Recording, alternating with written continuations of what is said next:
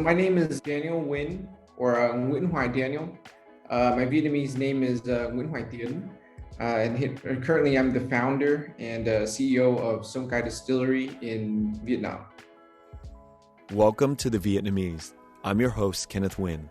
Being part of a culture of nearly 100 million Vietnamese people in the world today comes with a lot of pain, proud history, and privilege. Join me as I highlight and explore the Vietnamese experience from all over the world. Being Vietnamese to me today means having a connection with the country of Vietnam.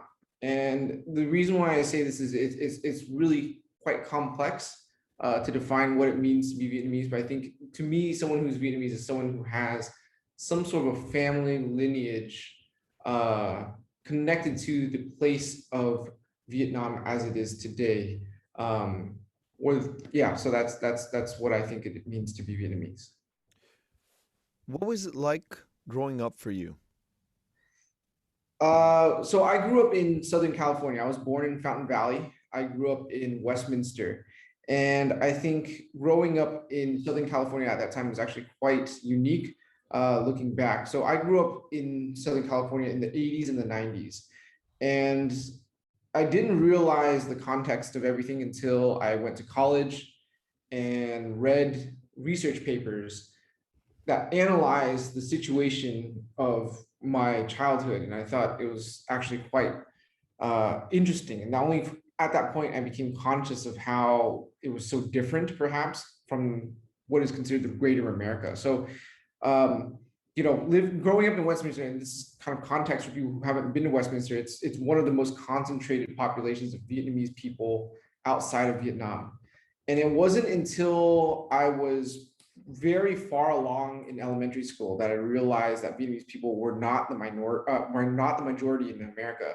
So I actually thought that Toyota was a Vietnamese company, so all the things that we consider traditionally Vietnamese, or stereotypical of what our parents did, I thought was just every day, and it wasn't until I remember doing a college or an elementary school project where the teacher gave an assignment to all the students to bring your favorite fruit to present.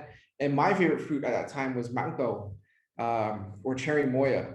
And so I brought that to class, and she said, "This isn't a fruit." And I was like, "What do you mean it's not a fruit? Everyone I know eats this." So at that point, I started to realize that, growing up Vietnamese in America is actually quite different than what America as a whole is used to. And I think that's, in a way, what I would describe growing up in Westminster is like, is you grow up in this bubble where there's so many Vietnamese people and there's so many Mexican immigrants that you have a distorted view on what society in America is like, and it shapes you in a way. And it wasn't until middle school when my family started going to like places like Huntington Beach. So Huntington Beach is next door to Westminster.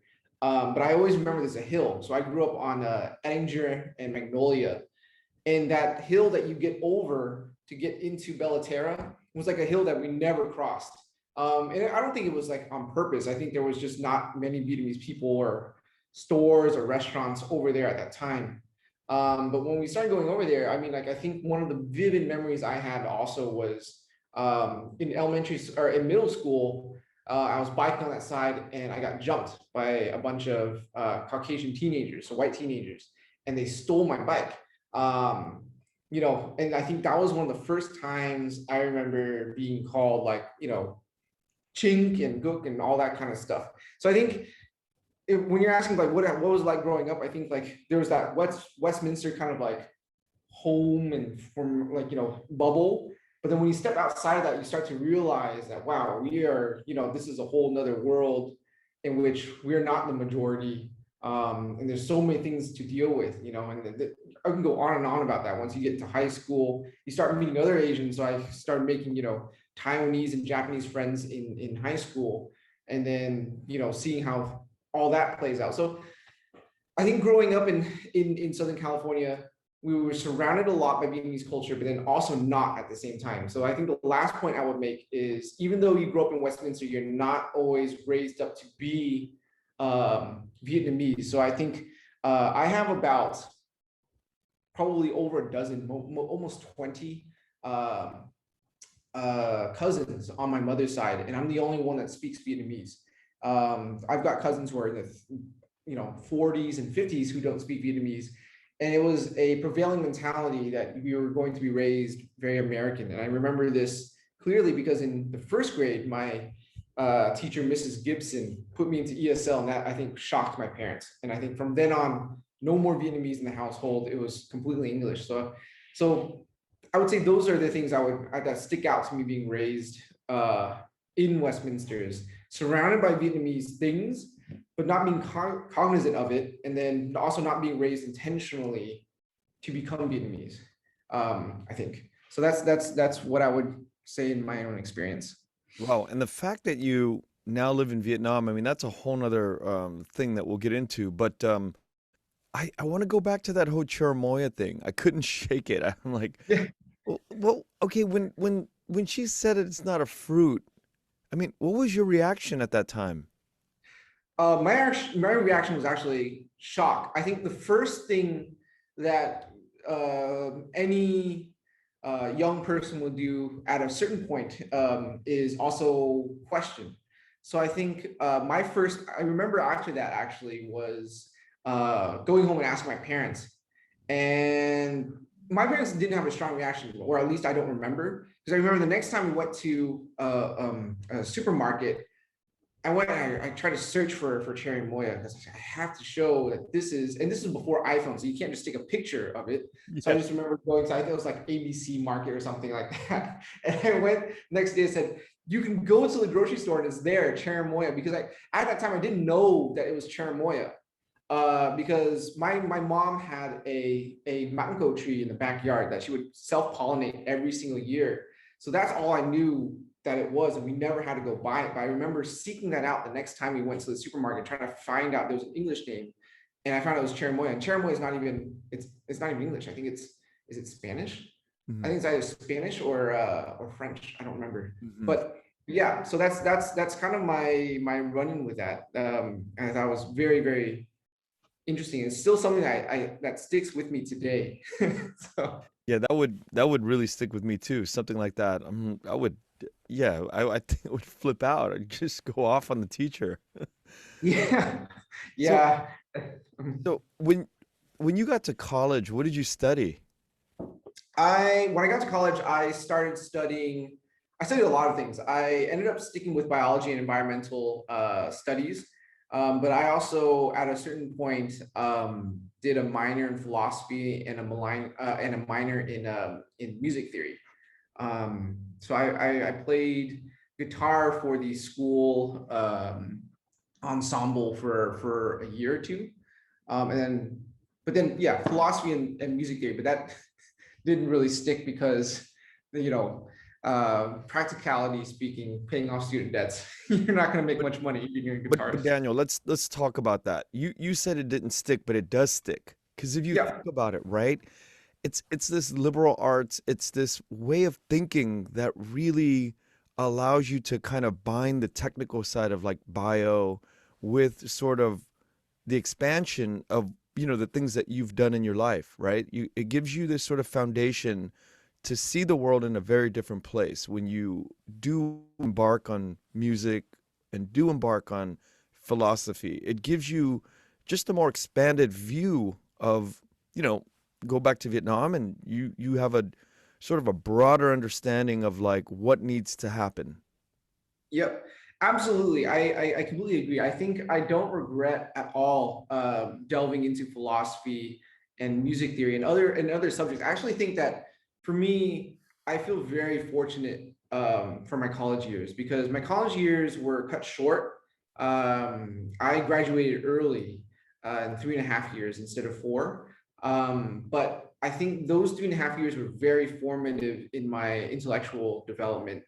And I think that's really the value that you can get out of university. I think that's one of the things that's being questioned nowadays, is what is the value of a university degree, especially with the money and the debt people go into. But I think if you really open yourself to that kind of intellectual exploration, I think university is very valuable. Yeah, I debate that with my brother. We both go back and forth all the time.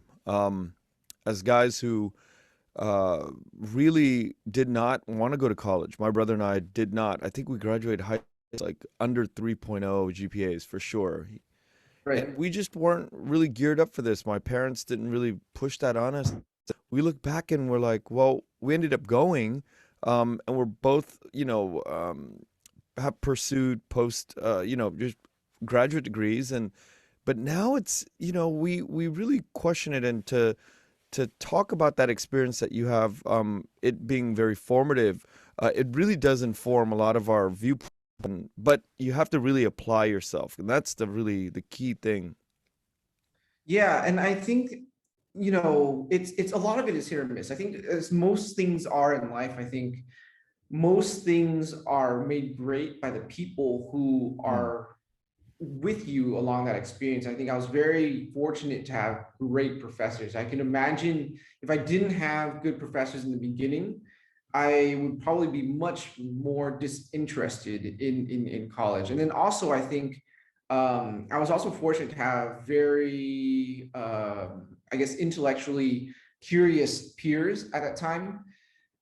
And honestly, if I didn't go to college, because college was where I had the first seed planted about learning Vietnamese and exploring deeper what it means to be Vietnamese. So I think that's one of the reasons why I think I still have a very fond and very strong emotional connection to college, because much of who I am today is still rooted in college.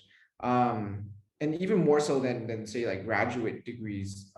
For me at least, my graduate studies was less based on personal connections, but whereas my personal connections in college were very strong. But I definitely agree that I think that I find myself, even with my staff now, I'm not always 100% on the side of going to college. Mm. I think if you go into it wanting to have that intellectual exploration, great. But if you're going into it trying to get some trade skills or something very practical that you can apply right away, I would advise against it. Yeah. That's the thing. I think that's not where you want to be getting a university degree. What did you think that you were going to be doing after you got through your education? Well, before I graduated, I was working for a company called the La Jolla Bioengineering Institute. So I was a university research technician, and there was a couple things I was thinking about doing. So one, if you could imagine, so this place, and this was before I graduated, it was guaranteed job after graduation, and my research was going to be on malaria and osteoporosis, so bone density. But I worked in, so if you've seen the movie Resident Evil, so Resident Evil is this, sci-fi movie with zombies and, evil corporations and all that. So the thing that always gets me about this movie is it was a lot like my work experience. So you go into this, it was a beautiful building. It was overlooking the ocean. La Jolla is right next to the ocean. So it's 2 stories above ground. So that's what you see when you're driving and you're getting to the institute. So all employees, what we were working at, so all the executives, they were all the offices above ground. So when we got to the first floor, we'd get into this elevator, and this elevator would take us 3 stories below the ground, the surface. So it was like the whole Resident Evil scene where the main protagonist goes into this mansion. It's a 2-story mansion, but then eventually there's an elevator going down. And you go down and you 3 stories, and you go into this chamber, and it's a sterilization chamber, and then you put in on your white lab coat and whatnot. Everyone has a separate research room, and every research room is password protected. There's no windows in or out, and it's to protect us against PETA, essentially, is what the executive said, because Wow. we did animal testing. So I was in charge of, at any given time, 300 lab mice, or yeah, 300 lab mice. So I had to breed them. I had to perform surgery on them, and I had to send off the data, essentially. So, and if you can imagine doing that day in and day out. So when you come into the office, the sun's barely rising, and go down into the 3 stories into the basement. When you come up, basically the sun's gone. And you don't work with anyone. You end up starting to talk to the mice because there's no one there. So I did that for about a year, and I said, this is not for me. I'm not cut out to do this for years, trying to climb the ladder to maybe get like an above ground office, maybe 10 years down the line. So I eventually became a paramedic. And I thought that was going to be a great job. But then I ended up moving to New Orleans. And when I got to New Orleans, the city had undergone budget cuts. So most of the paramedics and the fire department had gone into volunteer status. So, and that's a whole nother story, but that's what I thought I was going to be doing after I graduated. Was either I can be staying a bioengineer or I can pivot into something else. And I thought, why not try being like an EMT or a paramedic? That would be a very interesting line of work. And at least while I'm young, give me a lot of really interesting stories, which it did. It was a lot of very interesting experience and changes my perspective completely on the state of the American public health and health system. That's an hour or two conversation there. Yeah, that's a whole. I mean, there's some really crazy stories. I mean, we had a lot of calls that were insane. I mean, my first call was a pediatric call. Was a young kid, toddler going into cardiac arrest, and I just remember sweating so much. I was so nervous, because first call they're like, "Oh, it's pediatric." I was like, "Oh God," I remember all the things like, what do I have to perform CPR on a kid? Because real life CPR is not fun. Real life CPR, basically, you have to crack all the bones, so it's I think that's really jarring. Or like we had a case where one guy was so obese we couldn't carry him up off the basement, and we were just like, if you can't get up and walk, you're basically gonna die. And I thought that was depressing. Or I had another domestic case abuses are the worst, I think, absolute worst, because eventually most domestic case victims end up going back, and then you can oftentimes 2 weeks down the line be at the same address, so anyways, that whole line of work was really interesting, to say the least. But yeah, I've always fantasized about doing EMT paramedic work too, because I just love things that involve that kind of action, right? Like as a young person, you think that's fun. Yeah. Until it's not fun. Yeah, until it's not fun.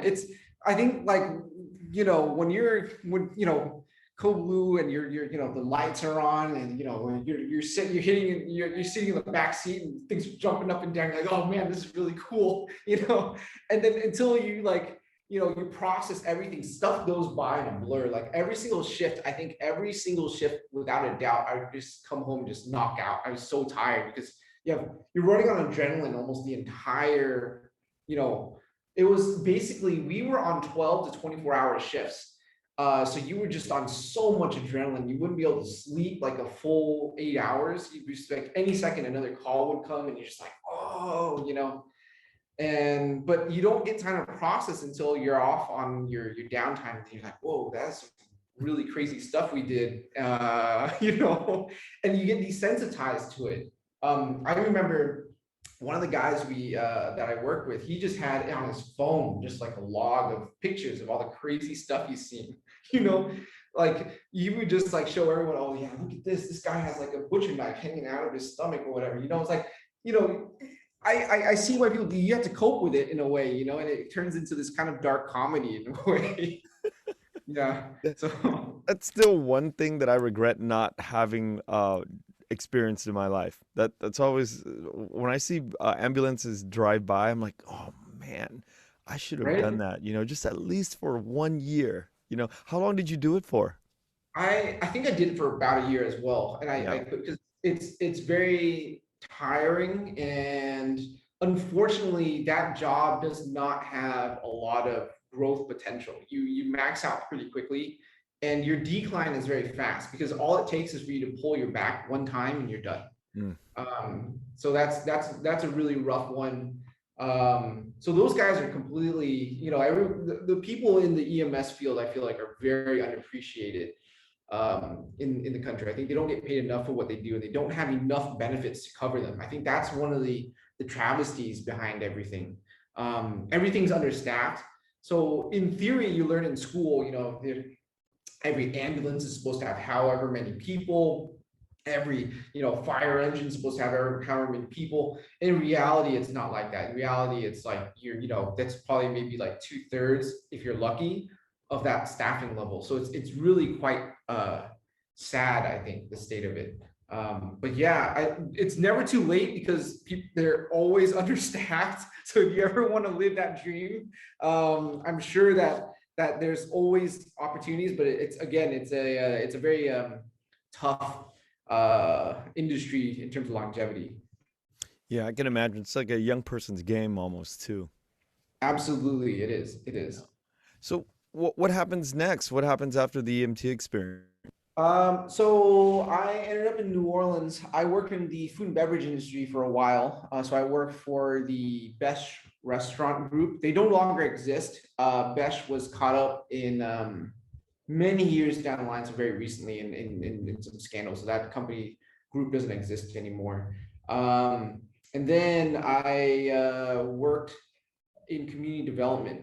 And so in 2010, so this is all very serendipitous. So in 2010, I was living in New Orleans at the time. So then the BP oil spill happened. And I remember a great friend of mine called me and said, you know, we need Vietnamese interpreters. Because the oil spill in 2010 was a Deepwater Horizon oil spill. I think it was, I believe, 81 days straight where there was a oil spill that just bled out into the Gulf, uncapped, and completely destroyed the livelihoods of the fisheries, as well as the ecosystem and you know, other effects. So most people don't know is in the Gulf. When I'm talking about the Gulf, I'm talking about Louisiana, Alabama, Mississippi, all the way to like even the east side of Texas into the westernmost point of Florida. Is in the fisheries industry. 2/3 of the shrimping vessels are Vietnamese owned. And 1/3, it's an estimated 1/3 of the Vietnamese along the Gulf Coast are employed in one way or another in the fisheries industry. So whether it's actually going out in the ocean, on the docks, processing, or some way, some form associated with the fisheries. So we were heavily impacted as a community. And when the government started rolling out these recovery programs, you know, they were all in English essentially. So we needed to have representation. So that catapulted me into community development work in that area. So for a long time, I worked in recovery efforts. So making sure that people got fair compensation from the government programs and from the corporation itself, so BP. And then moving from that was doing two things, was work on economic development and then also environmental, what we called it at the time was environmental justice. So there was a lot of things going on prior to that from Katrina. So for example, New Orleans East is very notorious for having had the Chef Mentor landfill incident. So the Chef Mentor landfill incident was after Katrina. Mayor Nagin, using emergency powers, had placed a landfill less than 2 miles away from the Vietnamese community in New Orleans East. And it was connected to the main body of water going through that community. And so the community fought long and hard. They got the landfill shut down. However, all the trash and debris was not removed. So my work was taking over from the person who was working on that before on filing a lawsuit against that and trying to get all the trash removed. And then on top of that, with the oil spill, was we were working with Tulane University and Washington State University on doing long-term monitoring to see the health impacts of the oil spill, the environmental impacts. And then on the economic side, we were funded by foundations and some government grants to figure out what was the best way to stimulate economic recovery or create jobs for people in the fisheries. Because when people are displaced in the fisheries, one, they tend to be what do you call, basically they're more accustomed to manual labor. So the fisheries industry is mostly laborers who are accustomed to manual labor. And especially with the Vietnamese community, our community, there's also a limited English proficiency factor. So one of the pilot projects we did was agriculture. So we started a veggie farmers cooperative. We did tofu making, we did soy milk making, we grew produce. And doing a cooperative, we were able to pull together capital to buy equipment, to buy processing facility, to rent larger plots of land. And then what we did was we built a vertical supply chain direct to all the restaurants, hotels, and supermarkets. And that way the farmers can get more money than they would selling piecemeal. And so can I stop you right there? Yeah. Doing that vertical creation for that community sounds like a massive undertaking. Who led the project? Who taught you? Who was the orchestrator of that that whole structure, the way that it was introduced to that community? So I led the project. It sounds fancy, but when we first started, it was me going around by myself with a minivan and buying produce and putting it in Ziploc bags and coolers. And I still have pictures on my phone today, or either on my phone or on Facebook from way back when I started taking pictures, and just lugging around ice chests, knocking on doors of restaurants and trying to see anyone who would sit down and say, hey, would you buy this from us? Essentially, that was it. It wasn't going to distributors. It wasn't going to any other middleman. It was just, we're going to do it ourselves. So the model was actually something I'd learned from college. So this is, I think, one of the things I learned a lot in university was I worked, while I was a student, I worked for a cooperative. And you know, in economics and things like that, we studied different models. But one of the things I found interesting was, one was a cooperative model, where it was a much more democratically organized system, and you can pool together resources. And I found that, you know, we learn about it a lot in the context of agriculture. I think agriculture is one of those fields where cooperatives are still used today, just because agriculture is so limited in terms of, for example, you need to have land for you to have a meaningful say in things. So small farmers by themselves can't compete with conglomerates unless they all come together, essentially. So I think that was the model that I wanted to use, because I knew it was going to reduce the barrier of entry. In terms of the vertically integrated system, that again, you also learn a lot in terms of studying cooperatives. There's different types of cooperatives. There's production cooperatives, so it's like different farmers pulling together resources so they can actually produce a greater volume as a collective. Or there's marketing cooperatives. So what essentially that is if you are a farmer and I'm a farmer and I can't get access to a bigger buyer, there's going to be a cooperative that pulls together our resources again to go connect to the bigger buyers for us, or to negotiate on our behalf, essentially. So the cooperative that we set up was a hybrid model. So it was getting all the people in the community to pitch in with whatever they were going to grow, and we would go negotiate directly to the restaurants on their behalf, instead of going through a middle person. And then we would also do production planning. So when we did that, we would understand the lay of the land. So what restaurants wanted, what bars wanted, what supermarkets wanted, so that we would be able to produce a plan for the farmers in our cooperative. Like, this is what we should be growing. This is what we should be growing at this amount, for example. And this is kind of the price point we would get. So then people would start to get a forecast of, one, what they would grow, two, what their expenses are, and three is what their projected revenue would be. And that's a lot of stability that generally farmers are not afforded. Daniel, there's not a lot of money in doing that, as I'm running the numbers in my head right now. Yeah. What made you do this? I mean, what propelled you to do this for the community? Well, I think there's a lot of reasons. I think there's one is, I think it's the right thing to do, and I think it's the necessary thing to do. I think there's a point in time, I think that people, you know, my mentor at the time was a gentleman named Father Vien, and he Cha Vien, and he was the head pastor at the time of Mary Queen of Vietnam Church, and he was so instrumental in the post-Katrina recovery. And we would have a lot of late night meetings over dinner and just talk about life. He's no longer in the United States, he's in the Philippines now. But I think one of the things that he taught me was oftentimes we are not given a choice of what we want to do, but we are given rather a situation where we choose to do the right and necessary thing, or we run. So it's fight or flight, essentially. And I think that's kind of my instinct was this is something you have to do, and it's the right thing to do, because if we don't do it, either we're expect. I think one of the fallacies, the logical fallacies, is if we don't, it's the bystander effect, right? We always have this idea that if we don't do it, oh, someone else will do it, for example. I don't think that's the case, because I think like we see that, for example, New Orleans East is such a forgotten community. I mean, now it's not the case, but when I first got there, it was still reeling from the effects of Katrina. Whereas when Katrina came up with the redevelopment plan, they left out New Orleans East completely. So the Vietnamese community wasn't even on the map, or wasn't even in the plan, or even considered, and it was turned into this landfill. So it came to me, dawned upon me more and more that the bystander effect doesn't apply to us as a community, because if we don't do it, we will get swept away. And I think that was a fight or flight moment where you have to stand and draw a line in the sand. And I think the other aspect is I'm very scientific in a way.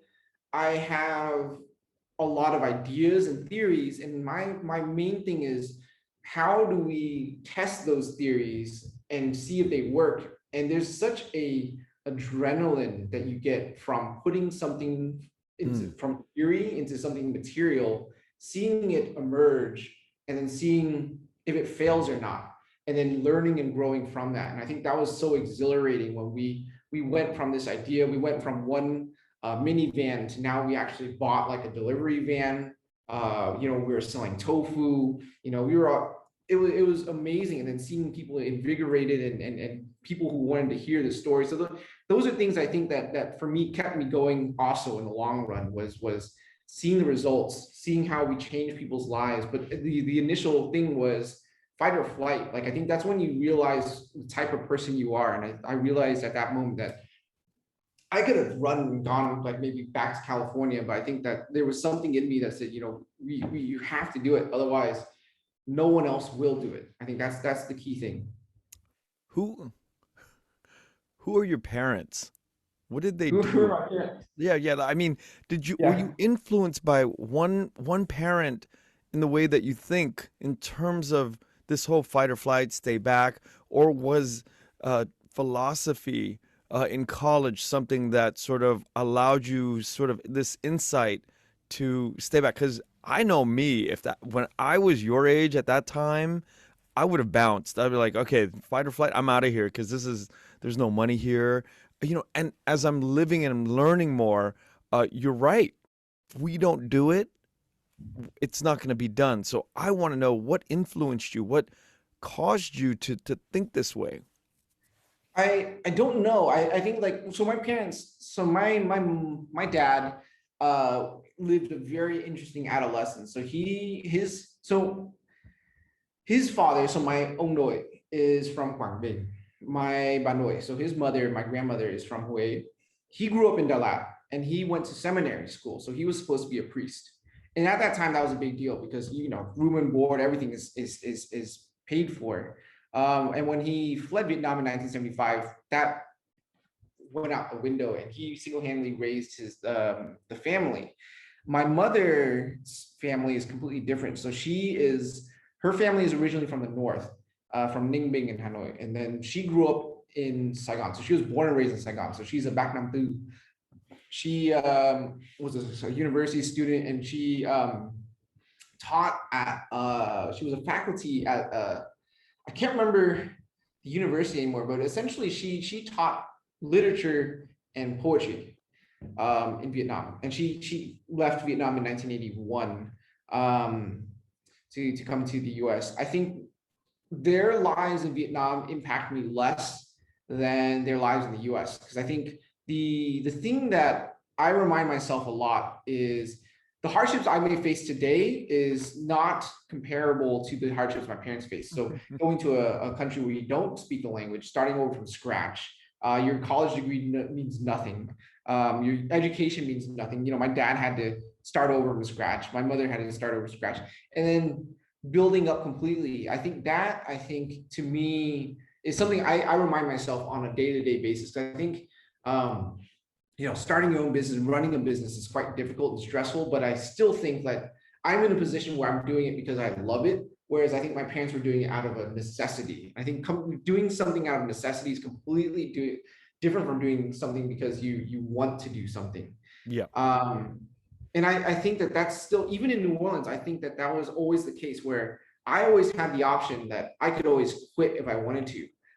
Whereas the people that we were working with didn't have that option. I think that's something that drives me actually quite a bit, is this perspective. Because I think in New Orleans, there's such a fixation around the concept of transplants where people will come and they'll leave quite quickly. And I think that's also, yeah, that's why I also thought that, you know, you have to draw a line in the sand essentially. But you're right, that work doesn't have a lot of money in it. So I think that's also one of the reasons why you don't see a lot of people doing it. And I think that's also why you see, unfortunately, a lot of these stories don't get, I don't know what it is. They don't get documented, and they're not known about, because these communities will disappear eventually.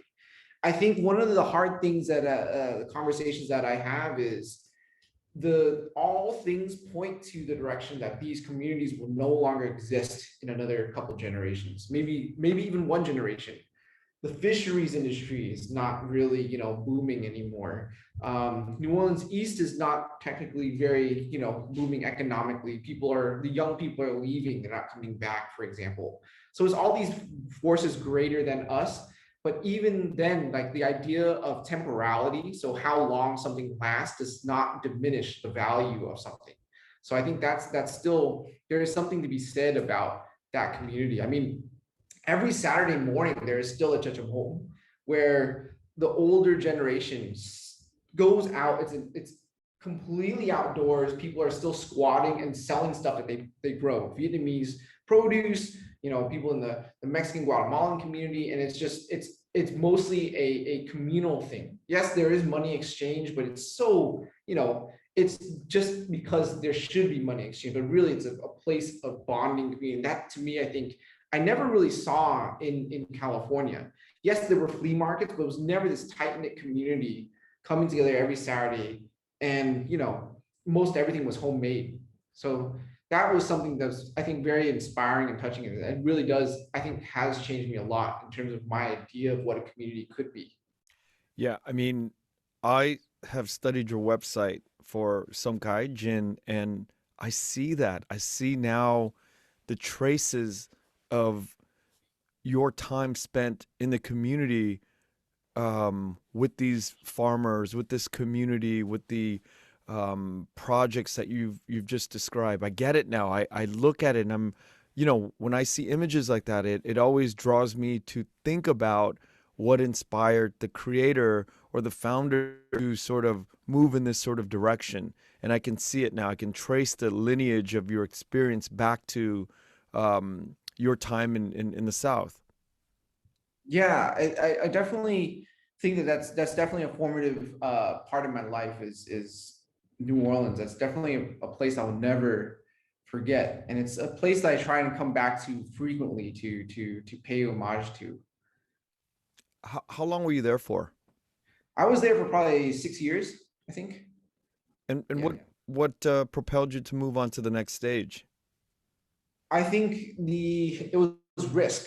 I think it was a leap of faith, because it was because of New Orleans I got the opportunity to come back to Vietnam. So in 2012, the Oxfam America, the American Wetlands Foundation, had a joint agreement with the Vietnamese Ministry of Natural Resources and Environment to basically look at developing a sustainable development program or plan for the Mekong Delta, because the two most vulnerable deltas in the world to climate change are the Mekong Delta and the Gulf of Mexico. So there's so many similarities in terms of rapid sea level rise, the heavily dependence on fisheries and agriculture in that area that's going to be impacted, mostly rural and agrarian communities, for example, being downstream from everything. So we're connected to the Mississippi waterways, whereas in the Mekong Delta is the Mekong waterways, going through, Laos and China. So there's so many similar geopolitical issues as well. So in 2012, I actually didn't want to go. I think they asked me 3 times. They're like, you gotta go, you gotta go. It's like all expenses paid. And so I eventually went, and I just completely, it was just so enamoring, because Vietnam is such a distant concept. Even though I work every day in a Vietnamese community, going to a place where it's the actual country is completely different. And that opened my mind to potentially coming back. So every single year from that point, I went back to Vietnam until I decided to move back. And the reason why I decided to move back was I had a job offer to do supply chain development, sustainable supply chain development and sustainable development in the Mekong Delta. But it was for $500 a month, I think it was. And my mom was like, I remember when I told my mom that, she just broke down, she started crying. She thought I had like be my boy. So she thought I went back and like some girl put a spell on me. And now I'm just like throwing away my life and going to like absolute desolate poverty.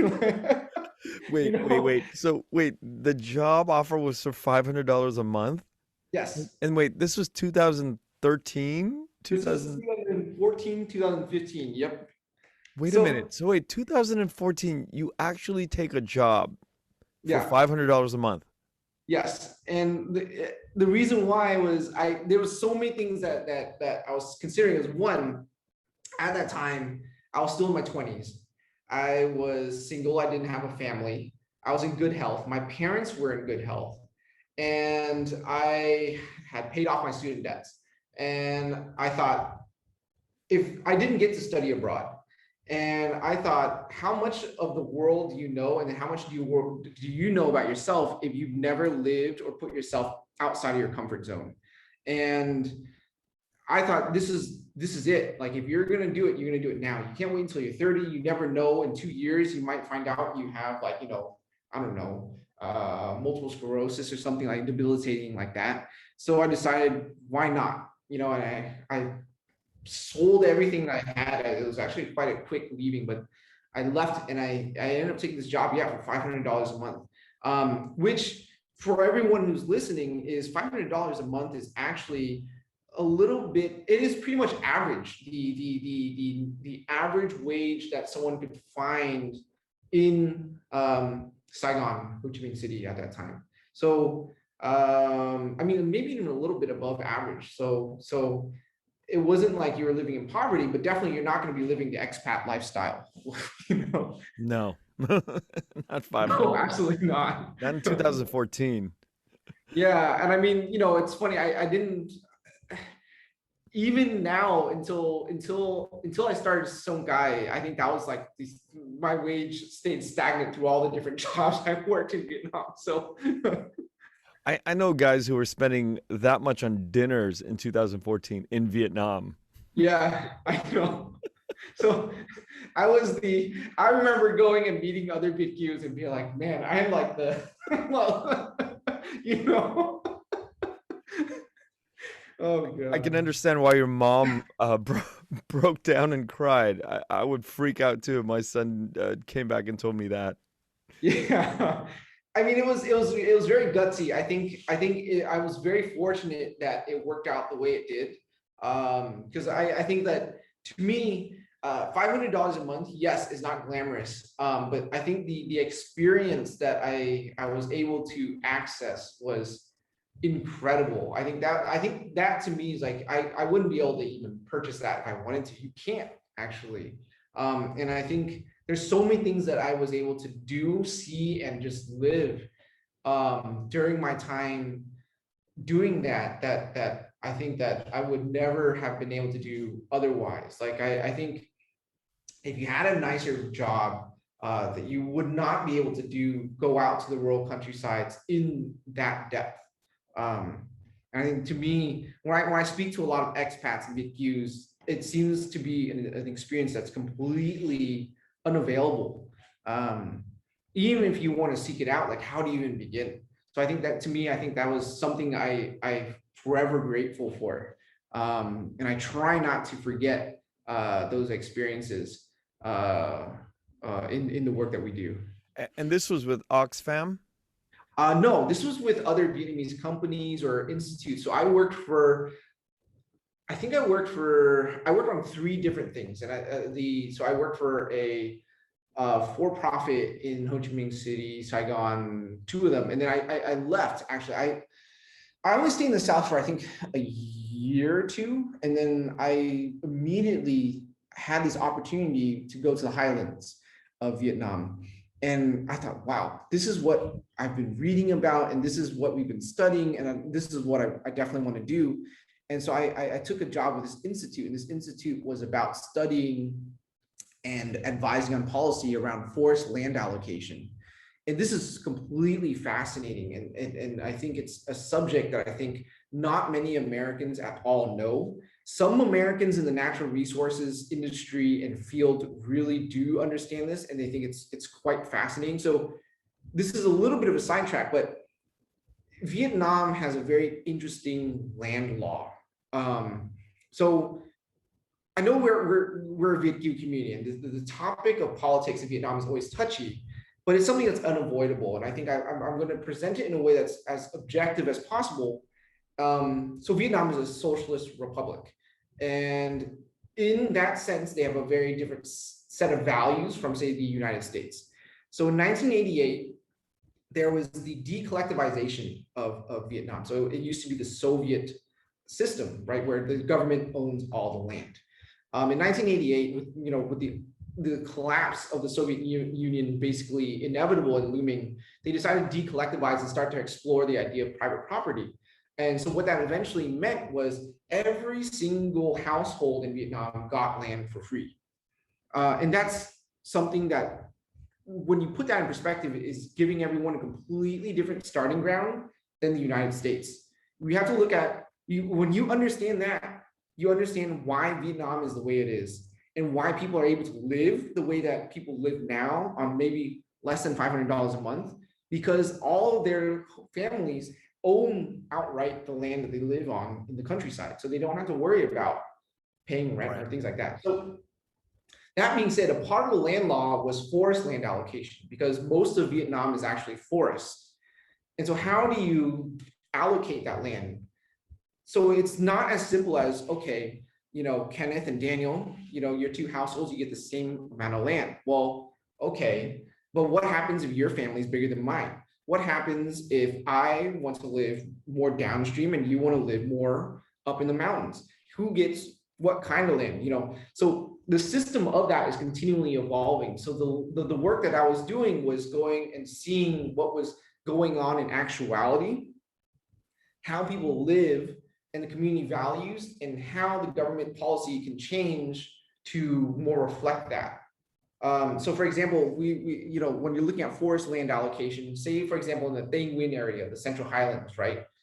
You have a lot of different ethnic communities like the Hurray, the Gazong, the Jurai, the Khohal peoples out there, and they don't always adhere to the concept of private property.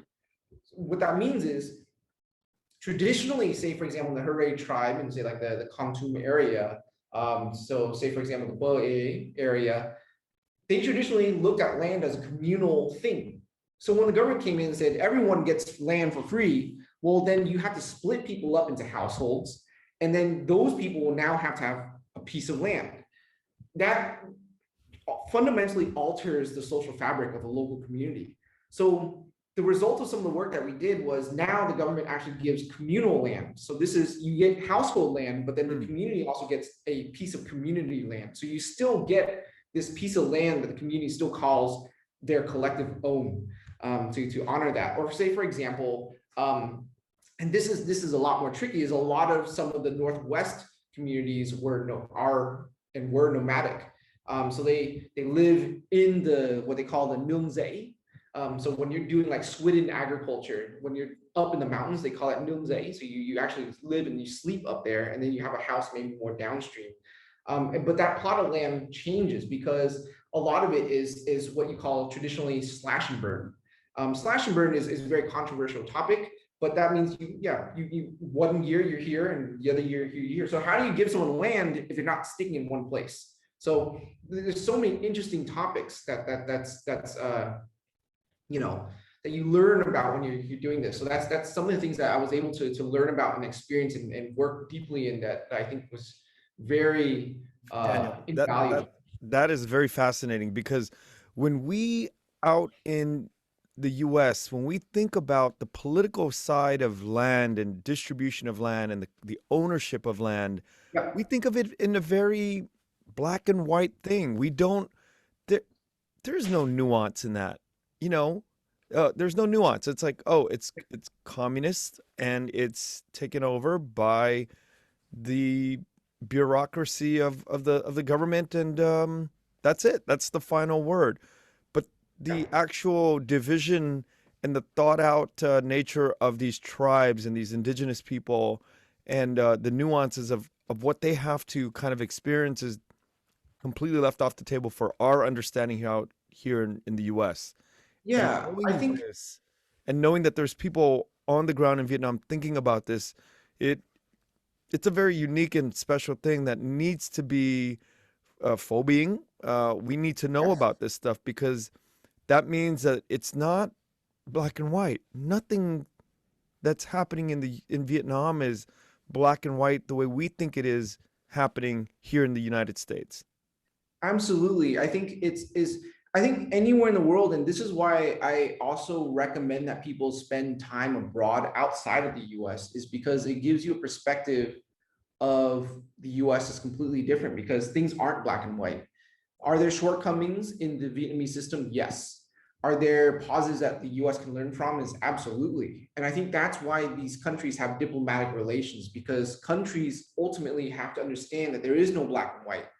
I think as citizens, we often oversimplify it as black and white, but people, a part of diplomacy is give and take. You learn something from your neighboring country, and you also teach something, And I think one of the key moments for me was when we took a delegation of indigenous farmers to an overseas conference, and they finally realized that they had it much better than other farmers.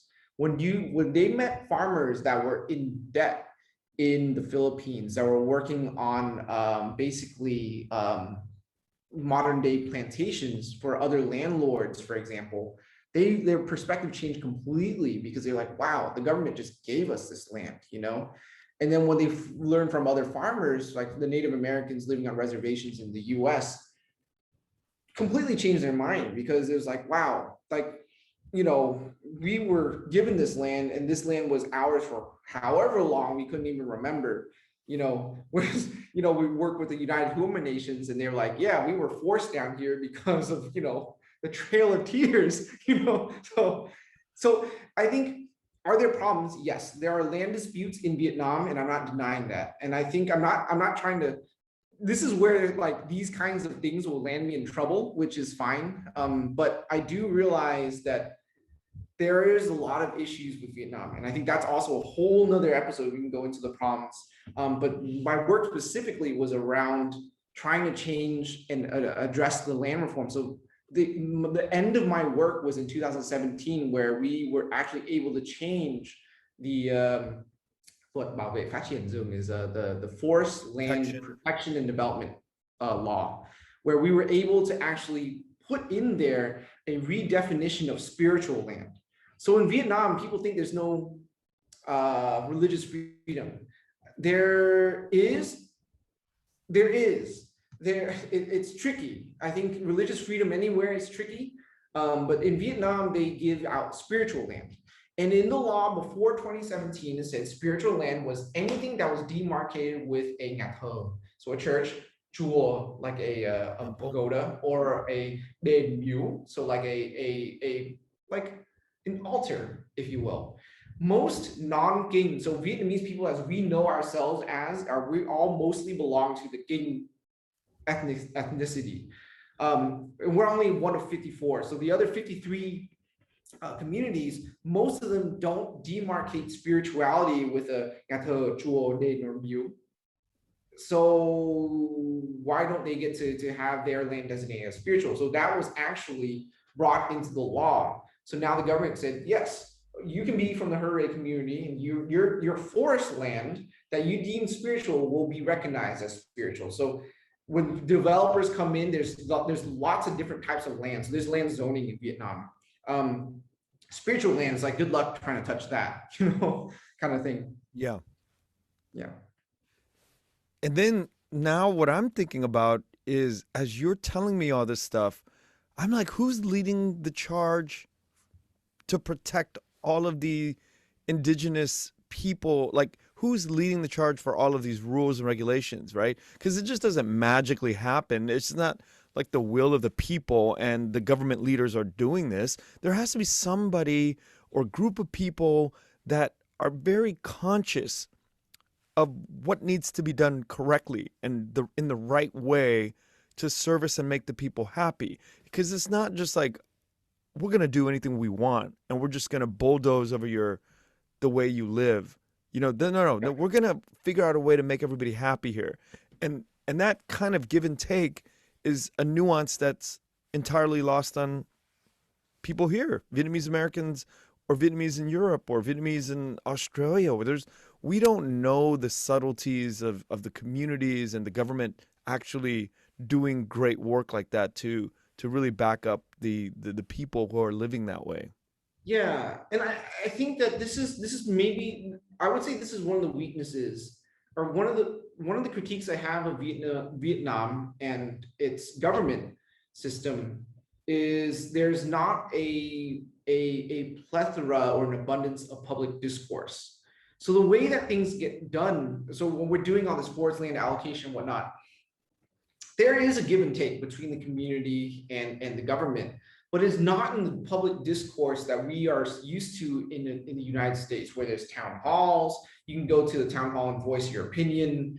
You can maybe go to the newspaper, and the newspaper will publish something that is a critique of a certain policy. So yes, I think that there are certain things that I think are accurately portrayed. I think the media will often reflect the party line. So that kind of public discourse doesn't exist. There's no town halls. You're generally going to be, it's a similar kind of electoral system as the US, where you don't vote technically directly for the president, but you vote for, your local representative, and that local representative votes for whoever. So it's kind of like the electoral system. We actually don't vote for the president. We vote for in the electoral college. However, because there is not really that public discourse, most people aren't used to public debate. So what eventually happens is a lot of it rests on the will of the people who are in the system and are at the local level. And this is where you start to see the breakdown. Like there's some localities where people are so idealistic and gung-ho, and there's so many things that are done well. And there's some localities where, the guy could care less about what's going on, and that place may not develop as well. Is it arguably the same in the US? I would say to a certain degree, but I think it's less left to its own than in Vietnam, because I think in the US, you're much more open to public discourse, and people, if you're disgruntled, you're going to be, you're going to be writing an editorial, things like that. So I think that's where I think Vietnam can learn from the US, is how do you open for public discourse?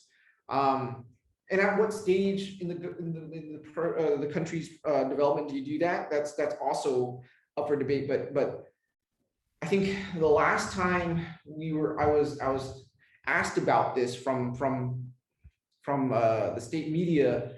My personal opinion is, I think one of the biggest challenges that Vietnam will face in the next 20 years, because there's a lofty goal that in 2045 that Vietnam wants to become a middle to well-developed country.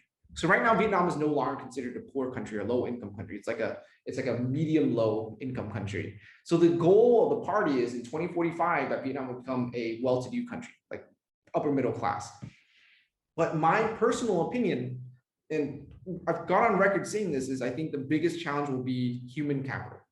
I think human capital is not only on the average Joe like you and me, but it's the people who are in the government. They need to reflect the times now, and they need to be brave enough to build a society that is willing to embrace healthy public discourse. Because you can't get out of, Vietnam has experienced tremendous economic growth, absolutely tremendous. It's even surpassed China as the fastest growing economy in history. Which is, numbers don't lie. I think the improvement of quality of life is staggering, but you will run out of momentum. And because in a country's development in alleviating poverty, the first stage is always to exploit natural resources. But natural resources are finite, and you need to start to transition. And Vietnam is trying to do that. And the biggest thing that people run into is human capital. And a lot of that is intelligentsia. You know, I had a conversation with President Tweeve over at Fulbright University, and we talked about something that was very enlightening to me, which is in 2005, the then Prime Minister took a trip to the U.S. in 2005 and had a day meeting with Larry Summers, the president of Harvard at the time. Yeah. And I apparently, from the discussion I had with President Tweeve, she said the Prime Minister asked Larry Summers, you know, how do we build a robust educational system? And I think Larry Summers said, you know, opening up to academic freedom, that's going to really trigger the process of the intelligentsia that you're talking about right now. And I think he left there with a changed heart and an open mind. But just hearing President Tweeve say that happened, and then she said in 2013 there was a follow-up with the delegation that apparently was a chain reaction, and then they sent the delegation back to the East Coast to visit the Ivies. So more than one person went back to visit the Ivies. Probably the Board of Education from Vietnam, the Ministers of Education, checked out MIT, Harvard, and a bunch of Ivies, and then they came back to do some more reform. So I think as we're talking about this stuff right now, this has been in place 15 years ago, if we think about it, right? So all of these things are happening, and we don't know about it because we just are not, like you said, it's not in the papers. There's no editorials. But I think on the inside, at the upper levels, people are thinking about it in the government. Yes, I definitely think so, because there are signs that people are thinking about it, and it is an ongoing issue, because I think I still maintain a lot some connections with some work with the government in terms of, you know, they're working with the government is almost unavoidable to a certain degree in Vietnam, but I think it's not the boogeyman that people think. You know, I think it's still run by people, you know, and people have ambitions and they have fears and they have desires. And I think at the end of the day, people are nervous. I don't know if nervous is the right way, but there's a lot of anticipation because you don't know how things are going to go. And when you're in a system like Vietnam, where there is only pretty much one party, there's a lot more pressure. Like, one way to look at it is, yes, maybe you can look at it the way that we look at it, is as a dictatorship. The other way to look at it, that I'm just throwing it out there, and you know, it's a lot more nuanced than that, is that it all falls on that one party. Like, if it goes up, it goes up because that party. If it goes down, oh yeah, everyone's going down, you know. So in that sense, I think that one of the things that I see, and you see that a lot with COVID, actually, the COVID response, is that the government can tend to be shy. The government, the people in the government will tend to be shy in many, many, many degrees, and they react in a very human manner. And this we can go on about on the different examples I've seen, especially during COVID, is when things work, they have a very human response, the government. And when things don't work, they also have a very human response as a government. They're almost like a little, I almost think of the government as like a mom and dad. Like, people talk about all the time like a nanny state, but I think it's so much more personal here because, very much like mom and dad back in the day, for me at least, it's like our parents raised us in a way that was not about reasoning. It's like mom and dad tells you to do something, you do it. Otherwise, And I think it's the same way with the Vietnamese government here. Is like, if there's a backlash, their first response is pull back and then bam with the stick. If something works well, and then boom, everything is like the sky's the limit. They'll make things available. So I think it's so interesting when you only have one party and it's much more of a direct line of communication down, how swift and varied and different the response can and is compared to the US, which good and bad in both ways. Yeah, sounds like it. And I am every day that I do this work of asking questions, I am so fascinated by somebody like you who I came for the gin. I came for the story of the gin. I came to hear about the guy who's thought about the branding, who's thought about the aromatics. And we're an hour in and we haven't even gotten there yet. But now I have a context of Vietnam, a deeper understanding of Vietnam and what has been going on since you got there. And it gives me another building block in my arsenal of understanding what is going on. And now I want to transition over into how you got into alcohol. Sure. So as I mentioned before, so my contract was up for renewal in 2017. So I had a choice, was to continue doing this work, and taking on different government contracts to pilot economic development, or to transition and do something on my own.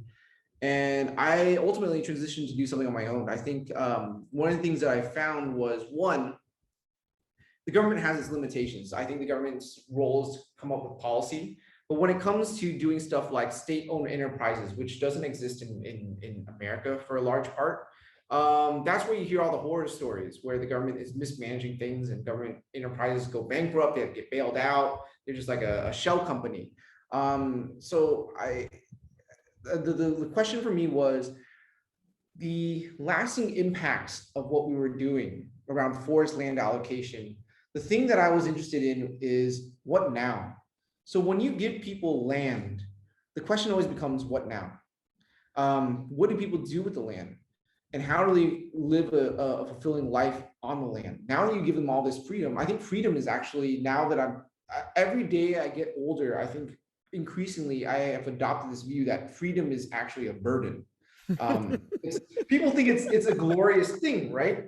But the fact and the reality of freedom is it's a burden. I think that's why people choose to become either an employee, or they would rather live subservient to something. I think that's why dictatorships are allowed to exist, because most humans don't understand that freedom is a burden. You have to take full responsibility for your choices. And you see that very clearly in agrarian societies is when you don't have any other forces that are going to give you a social network, what are you going to do to make things meet? And I think that one of the things I saw was in the work that I was doing, it could take one season for everything to change. Someone's son can go into like gambling problems and you lose your land, and now the whole family is now all of a sudden subject to poverty. One Chinese company will come in, set one small like processing facility for cassava, and the entire region will grow cassava and then destroy the mountains. All types of things. And I thought it was so sad because the rate at which Vietnam changes is so quickly. I think it's a good and a bad thing. People's quality of life is improving tremendously, but we're losing so many things so quickly. And I think when people are so thirsty for new things, you tend to quickly forget what you have now. And when you lose certain things in the now, some things are not replaceable. So for example, biodiversity. So my thought was, how do we create a system that now that people have land and we're sitting on we're working with these communities with such a rich history, of agrarian lifestyle, of community, of culture. The reason why people transition from that is they see or they are told that that no longer has value in the modern society. Mm-hmm. And I think that is so sad because that erodes at the fundamental core of who we are as Vietnamese people. So my thesis was, how do we create something that can be used as a case study on how we can build something meaningful that brings pride to the Vietnamese community and can create economic livelihoods based on what we have now. And then how can we, from that as a community, when that is stabilized, how can we make the conscious decision? Because cultures have to develop. I'm not a type of person who thinks that everything is a museum where, you're not allowed to change because that's against tradition. I'm not that kind of traditionalist. What I am is, I think cultures have to change and we're always changing. But I think the question is who and why? Who gets to decide that change and why? I think when we as a community say that, yes, we want to change in this way because we want it to, and it's a conscious decision, I'm all for it. But when we're just being swept, Zokwundi and all that kind of stuff, I think that's when I get very sentimental and I get like, are we really thinking this through kind of thing? Because I've seen communities where everything changes. Like, the Hmong community, like for example, one of the cultural dishes is man man, which is this cornmeal essentially, because they traditionally didn't eat rice. They, the Hmong ate corn. But when the traditional corn was eroded for other types of crops, and those corn seeds will go bad, who will give you those corn seeds back? And that dish will erode with that. And with that dish eroding, there goes your tradition, your culture, because now you're eating rice and you didn't eat rice before. Those things, that's just one example of many things I saw. So I started off actually trying to sell spices, and selling spices is tough business. And one night I was sitting in a village in Simacai. Simacai is a part of Lao Cai province, and we were distilling alcohol. And I thought all of a sudden, holy crap, it's sitting in front of me. It's like, alcohol is traditionally one of the best ways to add value to agricultural products. And that's where the idea started. And it originally started to be, the original idea was to become a whiskey company, because I was so fascinated with grains, because grains are the bedrock of Vietnam. Rice is in everything. When we say, did you eat yet? It's ăn cơm. It's literally, did you eat rice yet? So I think that was the original idea, but gin started off as a way to enter the market quicker and to tell the story of all the different botanicals. So not just grains, but all the different fruits, herbs, spices, and other ingredients that are important to people. And I made it a very conscious decision that we would only use botanicals that were native to Vietnam that also had a special meaning to Vietnamese people in different communities. We weren't going to take some sort of a French rose or some sort of a chamomile from China and then plant it in Vietnam and call it a Vietnamese botanical. I wanted to find, this is what we traditionally did. Like, if we were going to use chamomile, we're going to use the traditional chamomile from Thanh Chi. If we're going to use, bưởi, we're going to use the traditional bưởi from the Dien village, for example, that has been cultivated for generations by our people. And that was the mission. And we wanted to tell stories behind that, and to make people proud. And I think now we're starting to see some of the impacts of that, and I think some of the farmers and communities we work with, they say, wow, like people are very interested in what we do, and it changes fundamentally people's perspective on themselves. And that's what makes me really proud. And I think, when you have communities like some of the Red Dao communities that we work with, they said that we want to preserve this culture for our next generation. And when people actively say that makes me feel like we're doing something meaningful.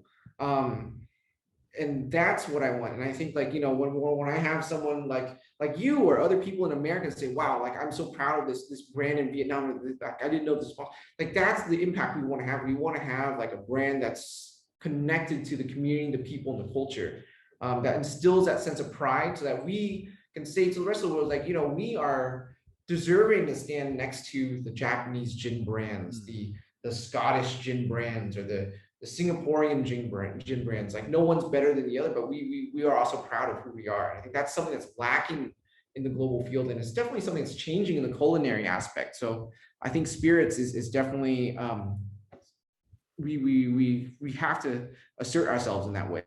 Okay, so there's rum, there's gin, there's vodka, there's whiskey, there's rosé. There's all of these different ones that potentially, I mean, like rum, right? Sugarcane, and could all be done in Vietnam, but why gin? Gin was basically going to give us the ability to touch upon biodiversity very, very impactfully. So with rum, you're talking, you know, sugar cane or molasses and yeast, essentially. Whereas here with gin, you're talking about wide ranging agricultural products. So for example, we this past year, because of the volume that we're able to sell now, is we're making, you know, we can not only just support pomelo farmers, but we can support different types of farmers growing all types of things. So I think that's one of the benefits of gin, is we're able to have cast a wider net. But that's also not to say that we're stopping at gin. I think one of the things that we realize, that gin is not traditionally a Vietnamese drink, and I realize that. I think the reason why we also chose gin is because it's an easy foot in the door. It's something that people understand on the outside looking in, and I think once you have that recognition, and I think this is something that's a double-edged sword in terms of Vietnamese culture. Is my dad always taught me that, you know, we Vietnamese people, we're very what you call as a hiếu khách. A negative way to say that is we're also very sinh hoạt. So what that means is oftentimes we need the recognition and the kind of what do you call, it's not just recognition, but the confirmation, or the kind of recognition of legitimacy from someone from the outside, to say that, oh yeah, okay, that's okay, you know. What I mean by that is, once someone from the outside, from overseas community says, oh, that gin is great, then all of a sudden it's like, okay, it's okay to like that gin. Whereas if we were selling just to the Vietnamese community, to be frank, I think it would be much harder to get that kind of legitimacy around the work that we're doing. So once we've built this kind of repertoire now, our step now is to actually start to build a truly Vietnamese product. So our next product will be a type of Vietnamese alcohol called rượu cái. And rượu cái is one of the main types of alcohol that's consumed in Vietnam, and it's undistilled. So people will consider it very close to a sake or a makgeolli in Korea, but it is completely different in terms of flavor profile, fermentation style. Yes, it's still rice-based, but that's the next move that we want to do, is we want to do something that's 100% Vietnamese. From the bottle, we're not going to use a glass bottle. We're going to be using Vietnamese rice, Vietnamese yeast and fungus, all types of things. But this is kind of our ethos in a way. So gin was a way not only for us to cast a wide net, but then also to create something that is easily digestible, to get people, you know, foot in the door for the next stuff. The gin was the Trojan horse to the outside Yeah. world. Yes, essentially. Yeah. It was. So the rượu cái is like, you know, like if you're eating cơm nếp or whatever, it's sort of like cái nước mà nó đục đục. It's kind of like that comes from that, right? Almost. It's so rượu cái is taking that further, essentially. So cơm rượu is basically, it's still mostly sugar and mostly lactic acid. It is very small amounts of alcohol, whereas rượu cái is you're starting to transition all of that sugar into alcohol, and it becomes something that's more akin to a wine, if you will. So anywhere from 15 to even 17 ABV, lower amounts of sugar, so it will drink like a wine, or maybe more accurately put, like a sake. The reason why I say wine is because the acidity of Ziokai is much higher than sake. Sake, if you drink it, it's not very sour, right? Whereas wine is quite sour. We're somewhere in the middle. How do you get that acidity coming out of rice? Well, the acidity coming out of rice is from lactic acid fermentation, mostly. So it's the same process that creates yogurt from milk. And it's these bacteria that's naturally occurring in the environment. And one of the things is Vietnam is a hot and humid climate. There's no way Vietnamese people could have made sake the way that the Japanese made sake, because our climate doesn't allow it, essentially. Sake brewing in Japan mostly takes place over the winter time, where the temperatures are low enough where you can keep that fermentation, that acid fermentation, down to almost zero. So I think that's the thing that we adhere to, is we don't push any of our temperature down to what it wouldn't have been available to our predecessors, our tortilla, essentially. So because our temperatures are warmer, there's more lactic acid bacteria, lactobacillus, in the environment, and it converts more of the sugars to acid. So we're producing something that is higher in acidity, that will drink more like a cousin between sake and a Chardonnay. And the Japanese knowingly, I don't know if you know the history of it, but I'm curious, did they by design lower the acidity rate of their sake? I don't know if by design. I do know that with modern style sakes and with different styles of sakes, like the Yamahai style of sake, they're actually, the process of producing lactic acid in sake is actually something that's quite studied in the brewing industry. So there are people who are trying to, in the modern sake movement, increase the acidity, actually, because they find that it will pair more with Western food. But I don't think that people, I would say that in the literature I've read of sake, there's definitely parameters to what people think is good tasting sake. However, I've not stumbled across anything where people knowingly reduce the acidity through time. But I do know that with certain taste buds, for example, that the acidity should range from here to here, for example. I'm a big acidity person. I like lemon, I like limes in all of my Vietnamese dishes. I have to have Yep. it. And Yep. just talking about this makes me so happy because, it's like, so we get acidity in something that's traditionally, rice wine that's not acidic. And to find that happy medium between wine, a Chardonnay and a sake, that excites me. And Zunep, or cam rượu, is one of my favorite things to eat. Yes, absolutely. I'm excited. I'm so excited. But I do want to go back to the gin. Sure. Um, Vodkas are flavored. Yep. Other things are now being flavored. But why gin? Because you said gin is not traditionally part of the Vietnamese lexicon. It's not in our alcohol vocabulary, right? Why did we? Well, how is that a decision that you came to?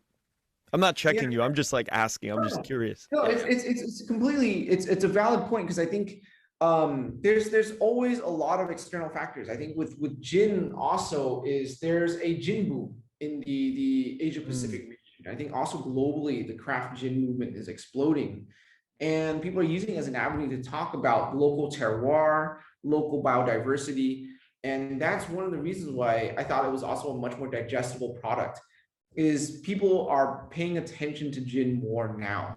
And I think that's strategically why we made that decision. As one of the reasons why we made that decision is we could have made an aquavit.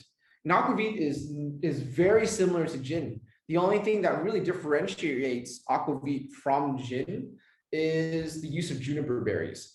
But no one's really drinking aquavit, you know. Anderson Cooper's family is drinking aquavit, but other than that, I don't know who else is drinking aquavit.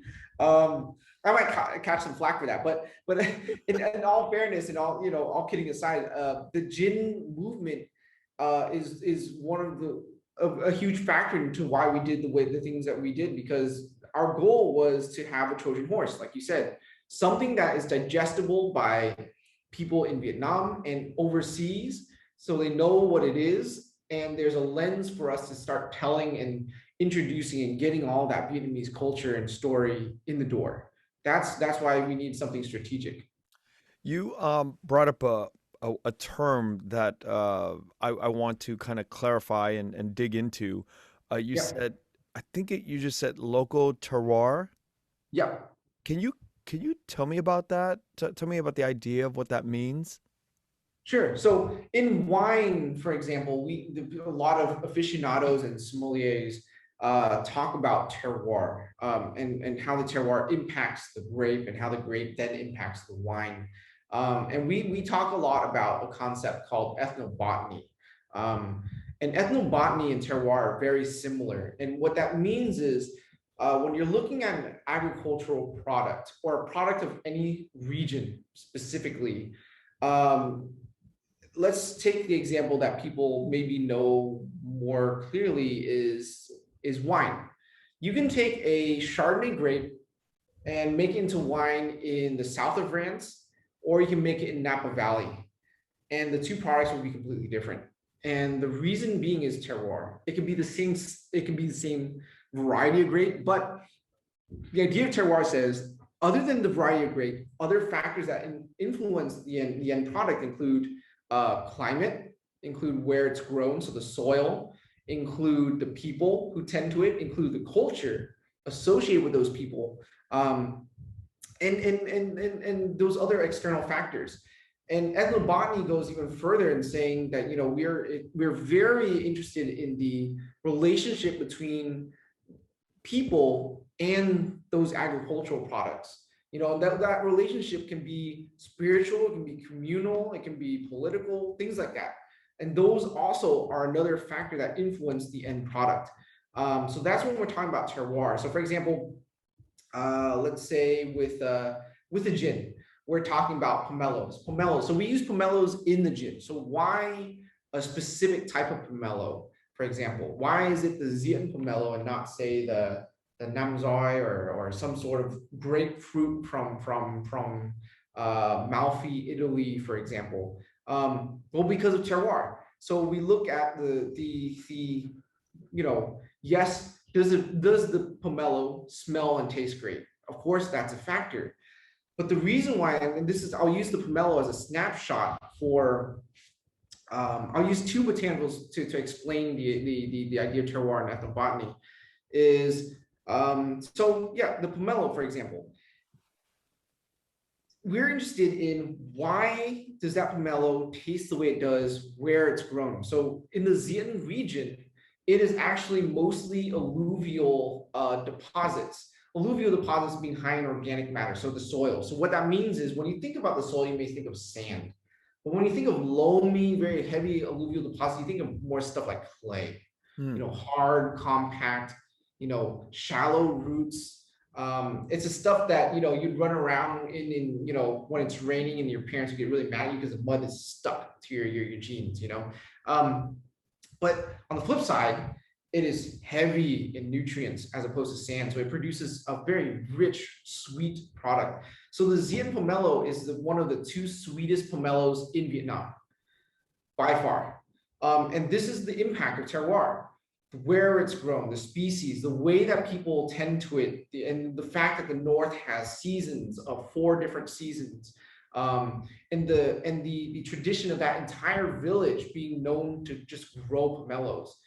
And in Vietnam, when one village is good at something, they all do the same thing. If you're known for pomelos, you're only doing pomelos. It's not like, Westminster, where you can have everybody doing all the different types of things. It's like, no, that whole village is just doing pomelos. So that entire history and the way that people are growing pomelos from trees that are older than I am. there are certain trees that are 40, 50 years old. And that is the impact when an entire village's history and heritage is tied to pomelos. And I think that's such a rich and amazing story when you're talking to farmers where their parents and their parents' parents handed those trees down to them. I feel like there's such a responsibility to continue that lineage. With modernization, people are chopping down the trees to build apartments. Anyways, that's one, right? Taking that step a step further, right? We're talking about one other botanical we use called macmut, which is Glossina indica. It's a citrus-related fruit that grows in the mountains of Vietnam. There's all types of Glossina indica. We use a variety that's actually only found in the Northwest.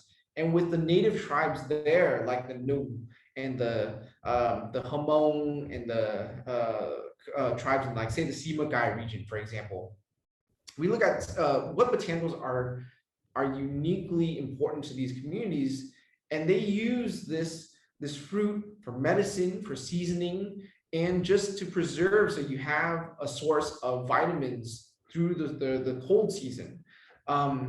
And when we use this botanical, we'll actually process it in the way that local communities do it to pay homage to that.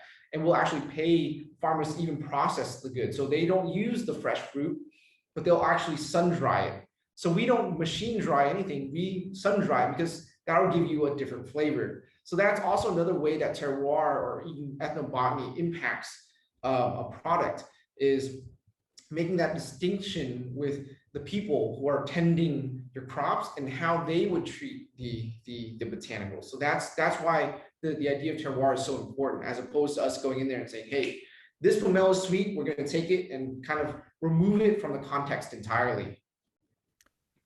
We as a people in the US have, our whole context of Vietnam have been removed from us. When you think about it, what you just said, the history of, like, none of us are thinking about the clay and how it affects the flavors that we eat and the pride of being Vietnamese.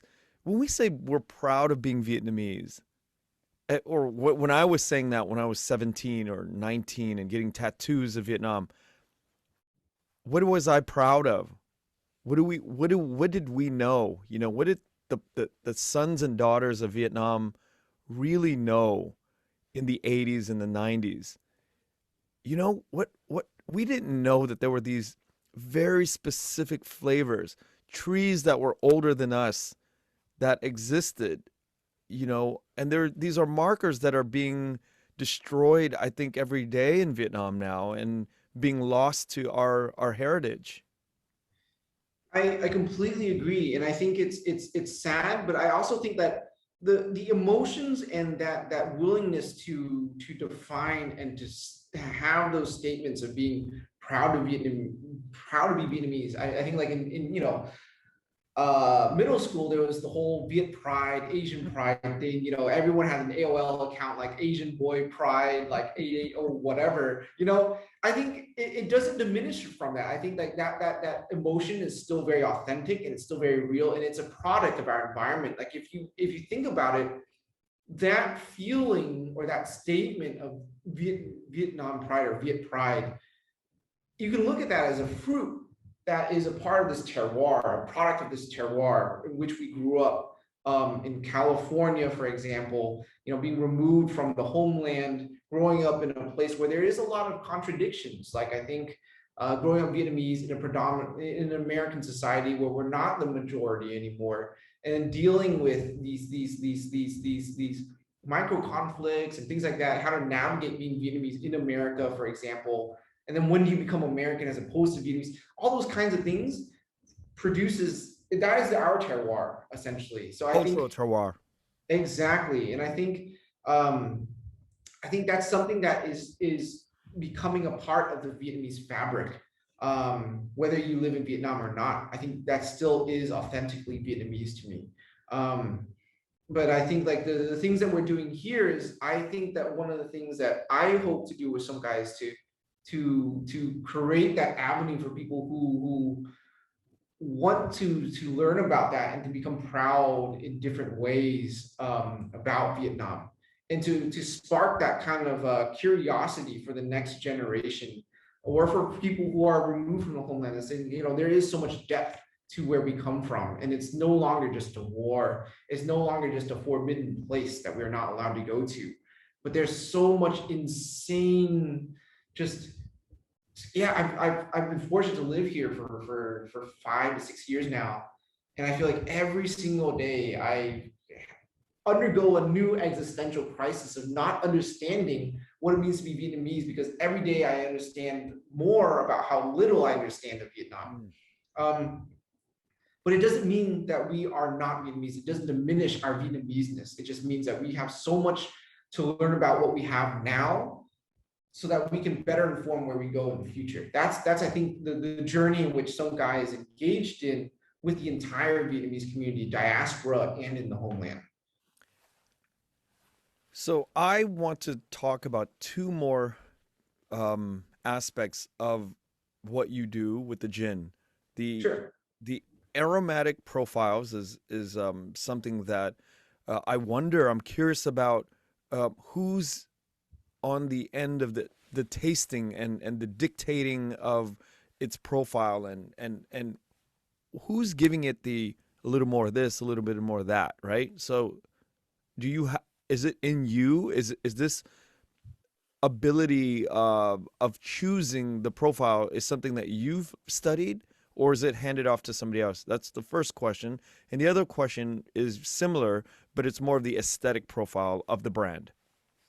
Yeah. So in terms of the flavor profile, the aromatic profile, so that's through me. So I create all of the recipes that are released and also not released.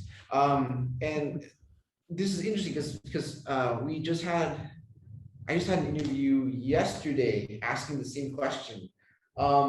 So in terms of developing the flavor profile for Sông Cái, I wanted to create something that was uniquely Vietnamese.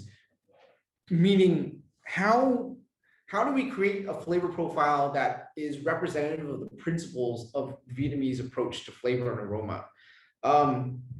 In the food science world, there's been a lot of research around cuisine, aromas, and flavors, and flavor pairing theory.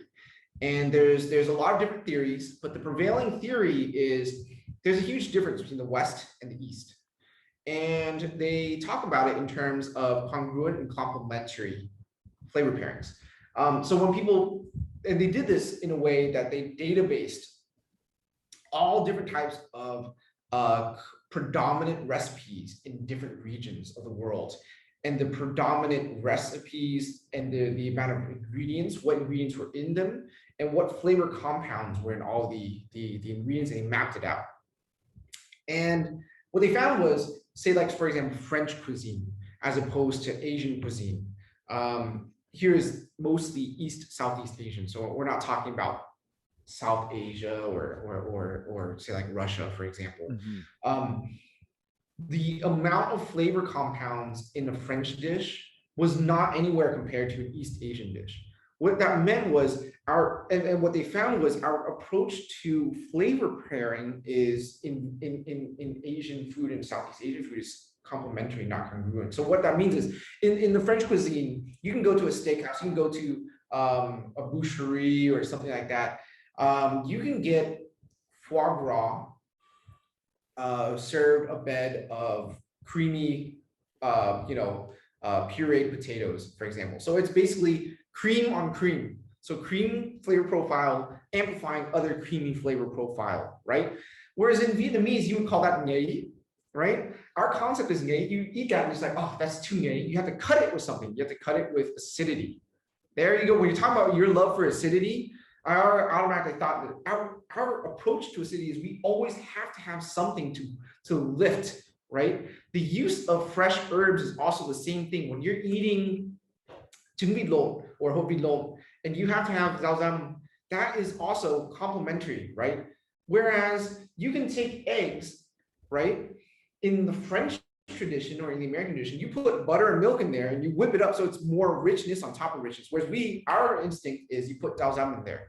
Whereas when you're making trứng đúc, which is also another egg dish. I would say it's our version of the frittata. You're putting dill. In the north, they put dill in there.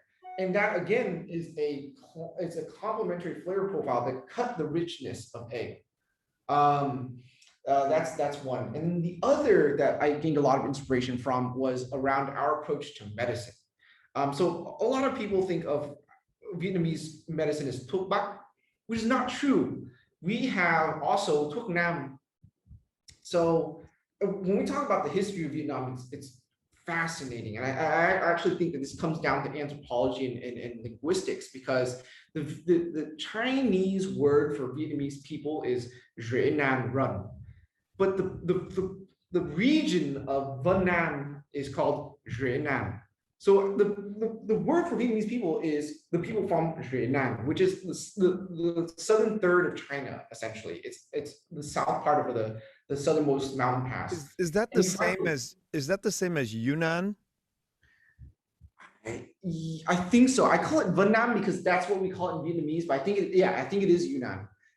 I haven't used the English word. Because my wife's Taiwanese, and I just now, after 10 years, I just know that we are called Yunnan. And then I saw a video clip of the same thing. The second third, you said the bottom third of China was called Yunnan way back in the day, and so we're referred to as Yunnan people. Yeah. But you're pronouncing it in a different way, but that is the same, probably synonymous with this word. It is, and if you look at the way that people move and the transfer of culture, and even the way that we eat, is so closely much more related to the people of Yunnan than it is to the rest of China.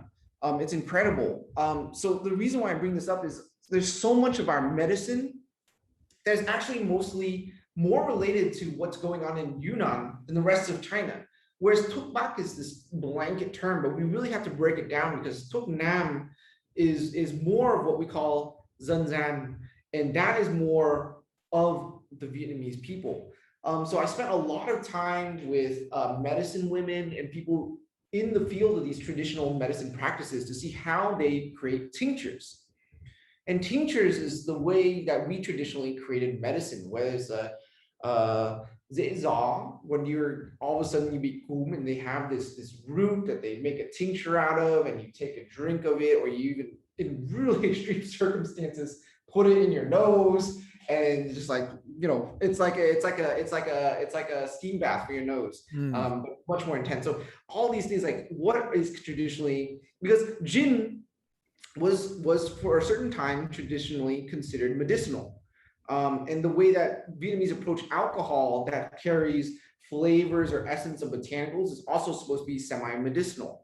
And there's a lot of philosophy into approaching what makes something medicinal and what to pair it with. So our approach to using the different types of woods and roots in the gin is based off of my time with specific medicine women, and when they created different tinctures and different medicinal treatments for the community.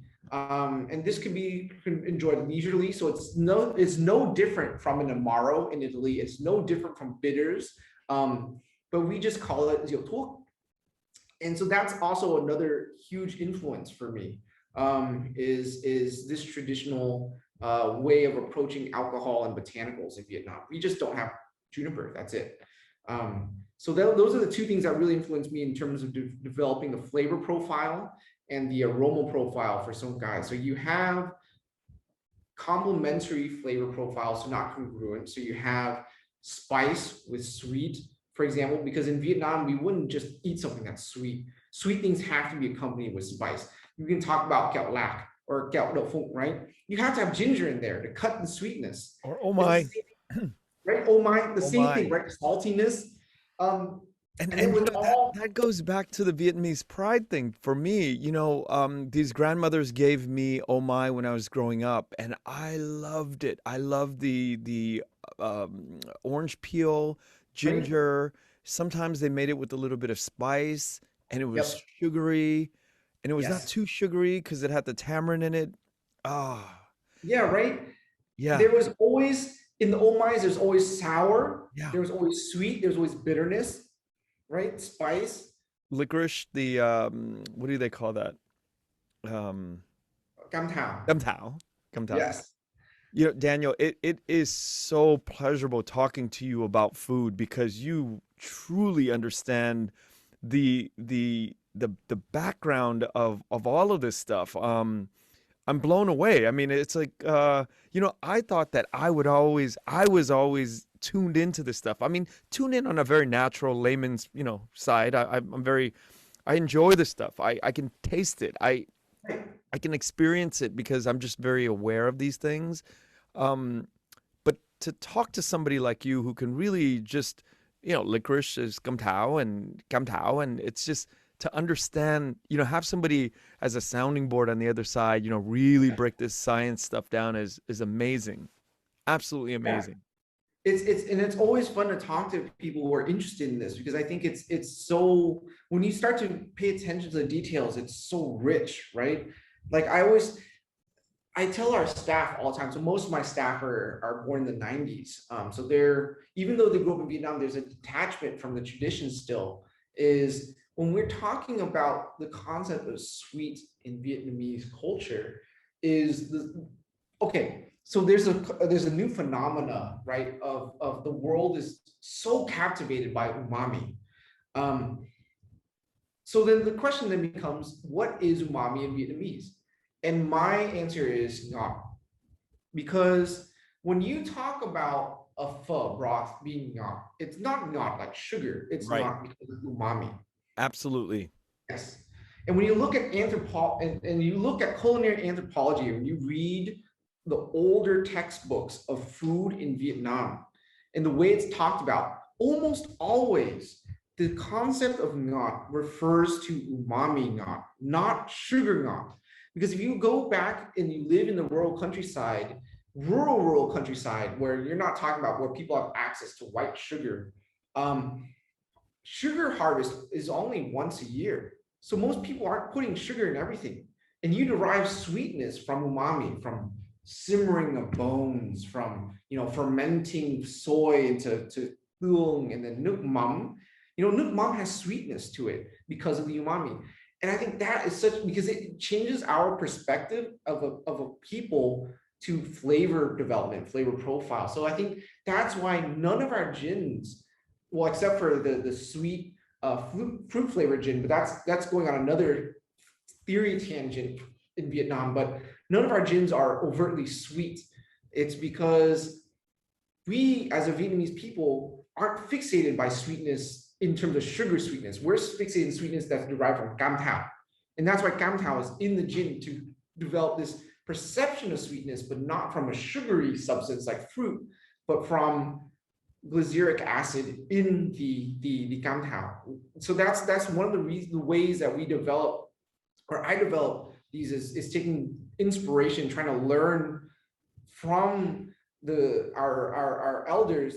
And then the way I would do it, the way I develop recipes, I think of, if my grandma was a gin distiller, how would she go about making this gin, essentially? Like, with the mindset of a Vietnamese person in the modern context, how would we develop a gin that's truly us? You know, I can read books on how, you know, the London dry gin is developed, or how, you know, some other gin is developed, but that's not uniquely a Vietnamese approach. I didn't want to just take Vietnamese ingredients and make a gin and call it Vietnamese, but I want to make Vietnamese gin in terms of, we use the ingredients, we process the ingredients in a Vietnamese way, and then we put them together in a Vietnamese way.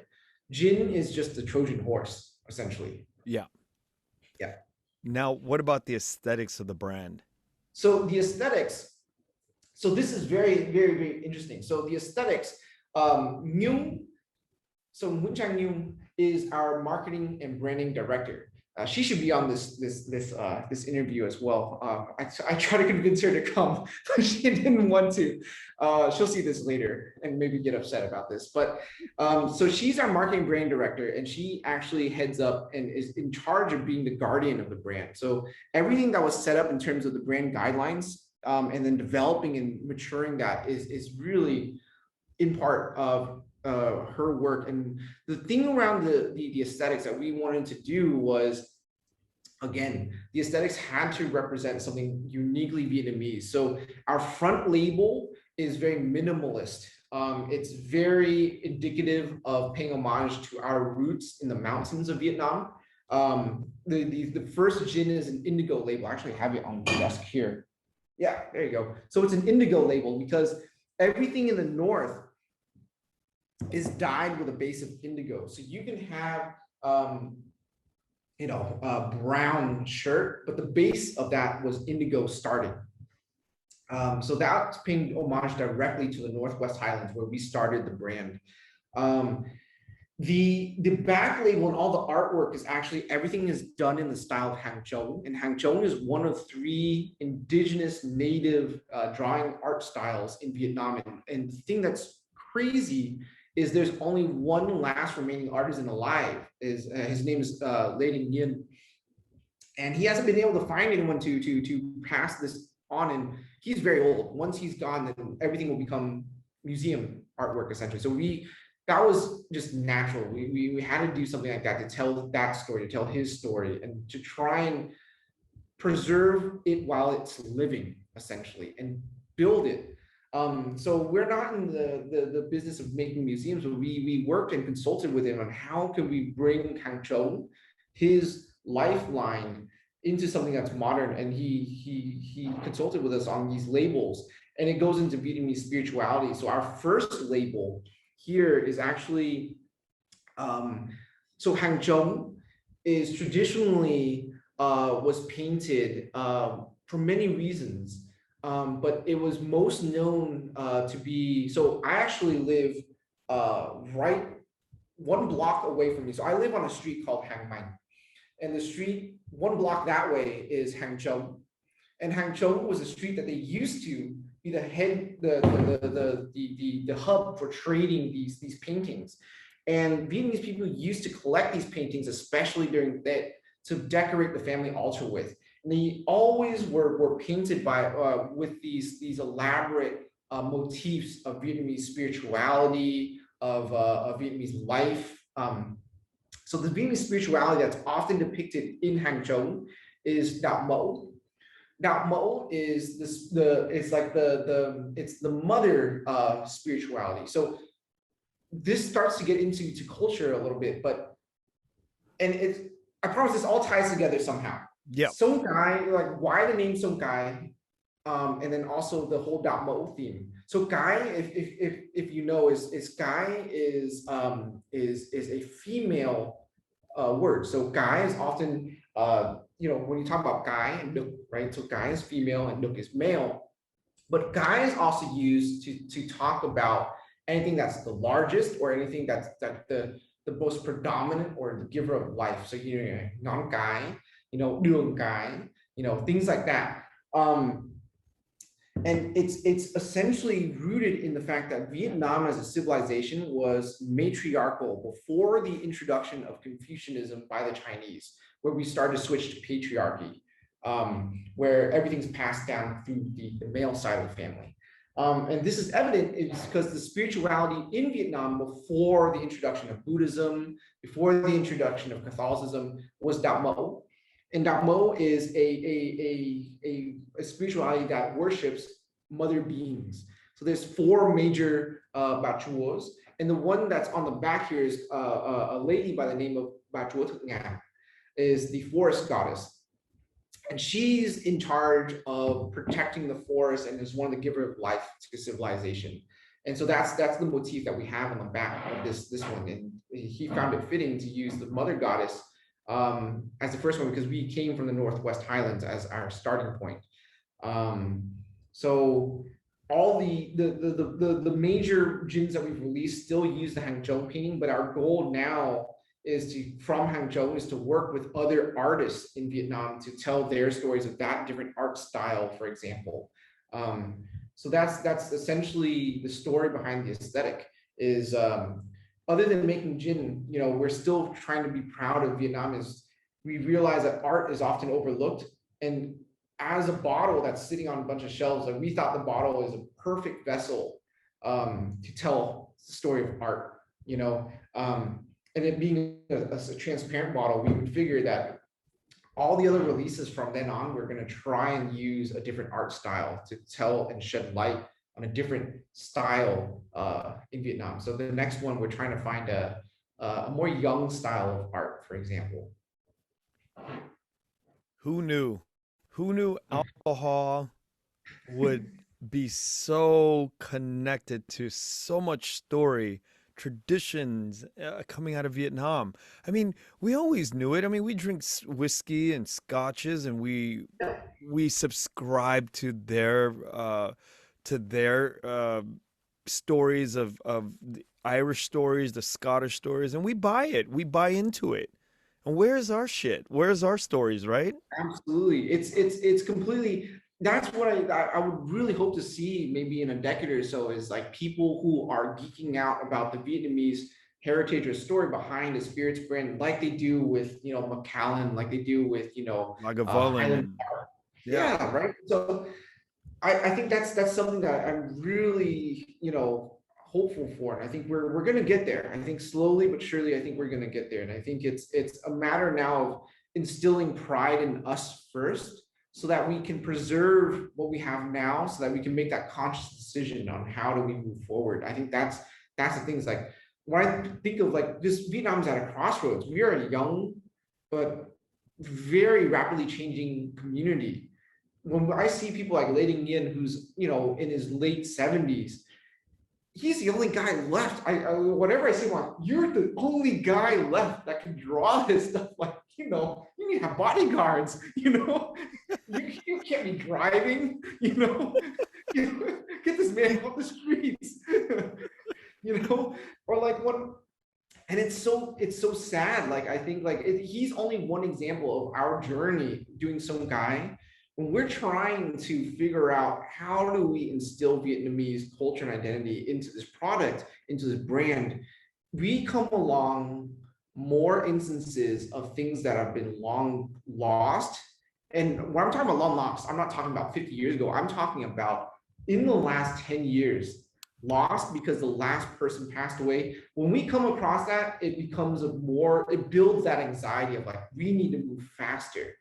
Like, we wanted to do the label out of a specific paper, and the last remaining person of the village that knows how to do the specific paper out of oyster shells died like 5 years ago. It's insane, and no one wanted to continue the legacy. No one was interested in it. And I'm not pointing fingers, but I just think like as a young community, and I'm saying as a whole community, diaspora and in the motherland, we're growing up so fast. We're like in Yeah. puberty, but yeah. We're dealing with K-pop Yeah. drama. BTS. We're dealing with this shit. I talk about this a lot. And to hear your side of the Vietnamese story, we need many, many more Daniels. We need to amplify. We need to get more, because you're going to be that 70-year-old guy Yeah. who the young ones are going to be like, let's put that guy in a museum. You're going to wear the robes and you're going to have the long beard. And, Yeah. and if we don't push for this cultural storytelling, we will be empty. We will be a vessel of our old selves, but projecting Korean, content, K-pop. Yeah. We're going to not have things that are feeling like original Vietnamese. It's gone. It's gone. It's going, and it's leaving us. So we have to fight to really preserve this stuff. Absolutely. And I think that's a part of our plan. Like, I think a lot of my time, my day nowadays, before I am allowed to travel overseas again, is we work a lot. I mean, my entire staff is so young, but we focus so much time into staff development, skills development, and then a lot of it is cultural. There's so many things taken for granted. Like, I mean, like, for example, there's so many styles of nước mắm. There's so many styles, regionalities of nước mắm. There's so many regionalities of tương. And most people don't understand even the fundamentals of what that is. They just think it's, oh yeah, it's just what comes in a bottle and you put it out and you jump. And that's people growing up in the motherland. So if that's what people are thinking of here, I can't even imagine, because now I'm living here, it's like you become so removed. I look at my sister living in California, I can't even imagine what she would think of when you think of like, what is fish sauce, will that even translate to the generation after my sister, for example? So yeah, I think you're absolutely right. I think we there's a lot of work to be done, but it's fun. I think it's a labor of love. And I think that's what keeps it going. And I think that's what I think will hopefully, in my mind, help people gravitate towards people like you and people like what we're trying to do with Sông Cái. Because I think what you're doing is also exactly what we need is shedding light on the community, essentially. And this is what the community looks like. We're a very diverse group of people in all types of fields. And there's a part of being Vietnamese that you can carry with you everywhere you go. I think that's the thing that I always, I think, talk to a lot of younger people about is being Vietnamese doesn't mean you got to go back and, work in a rice paddy or anything like that, wearing a straw conical hat. But I think you can be a doctor in a very Vietnamese way. You can still, those things are not mutually exclusive. And I think that's what we are tackling with the fundamental question is, how do we become Vietnamese in a modern era? And we have to do that consciously, not subconsciously being swept away in the current of things. Well, it goes back to these Irish distilleries or these stories, the whiskeys that we drink, that we grew up drinking, that we grew up enjoying. We now need to have our own because the flavor profiles are uniquely. Now, I've learned so much in the last 2 hours with you. It's there. We just haven't, as a group, really. I mean, it's probably developing all over different corners in Vietnam, but we need to bring it up into the international level so we can all enjoy this and be a part of that experience, just like the world is part of the Irish and the Scottish experience with their alcohols. Absolutely. And it's all about legacy building. And this is the legacy we should be moving towards. I believe, yes. Because I think like we have so much to offer the world. And I think the first step is we need to recognize that value ourselves, and we need to do it ourselves as a community. And I think that's the only way we get there is if that happens. And that is happening, I believe. And I think that's we're on the cusp of something very exciting as a community. And we're coming, into our adolescence and maturing quite well, I would say. You said the next thing you're developing, I forget the name, is it Ziu Kai? Is that what the name? Okay. I hope that when you get that out, that we can get back on and really talk about the development of that drink, that alcohol. I can't wait to see it because I don't think that there's a bottled brand of that or not. It's not on the marketplace, is it? Yeah, even in Vietnam, it's not branded. But generally speaking, these products, I mean, most alcohol in Vietnam is not branded anyways. It's mostly moonshine. Rượu đế is actually the term for moonshine anyways. But yeah, it's not branded in Vietnam really. So it's not easy to find unless you have a hookup. And I think it's a shame because when I first had it, I was like, wow, this is completely different from sake. It's the same ingredients. The way you make it is uniquely Vietnamese. Yeah, I can't wait. Daniel, thank you so much for today. It was not just, I mean, I felt like the alcohol portion was just like a minute, but the build up to the alcohol story was really the meat of the of our 2 hour session.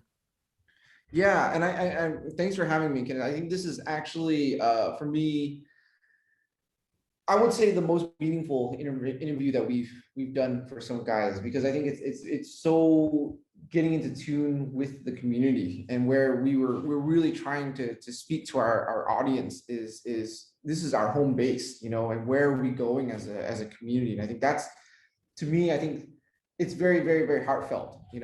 I think this is a great opportunity. Thanks for having me. Thanks, Daniel. We will be in touch soon. And great. All right, thank you. Thank you for listening to The Vietnamese with Kenneth Nguyen. The Vietnamese is produced by Brittany Tran and Javier Proenza. Special thanks to Jane Nguyen, Catherine Nguyen, Tina Pham, Sydney Jamie, and Christo Trin. Please find us on Instagram, Facebook, and TikTok at The Vietnamese Podcast. You can also find us on YouTube, where you can subscribe, like, and comment. Please rate and give us a review wherever you find our podcasts. Thanks again for listening.